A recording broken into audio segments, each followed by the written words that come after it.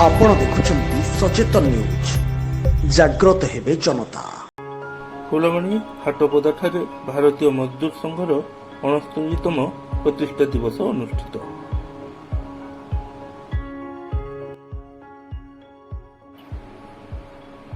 भारतीय मजदूर संघ बीएमएस रो 69तम प्रतिष्ठा दिवस हाटपदा मां नारायणी सभागृह जिला सभापति अशोक परिड़ा पौरोहित्य अनुष्ठित हो जाइछि।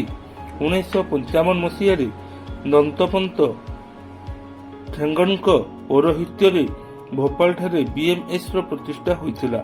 श्रमिक मानकु सर्वनिम्न मजूरी नुहे अन्य मानक भली सुख स्वाच्छंद्य बंचिबा भली मजूरी देबाकू बीएमएस दाबी करने सह आउटसोर्सिंग और ठिकादार प्रथा उच्छेद पर लड़ाई करी आसुअछि।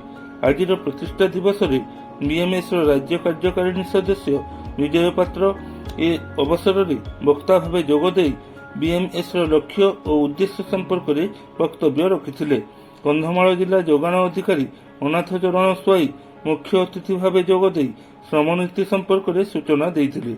अन्य मानक मध्य जिला संघ चालक रमेश साहू, कंधमाल मीडिया फोरम सभापति संतोष कुमार दिगाल, साधारण संपादक आदित्य प्रसाद त्रिपाठी प्रमुख जोगदे श्रमिक माने समस्या सहित गणमाध्यम सबुबले रहिछि बोली कहिथिले।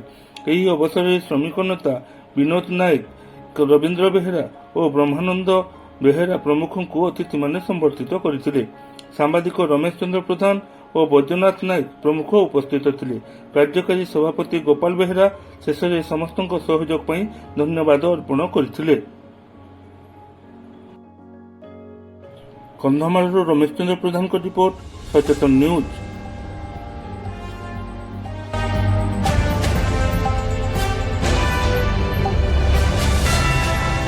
आपण देखुछंती सचेतन न्यूज जाग्रत हेबे जनता।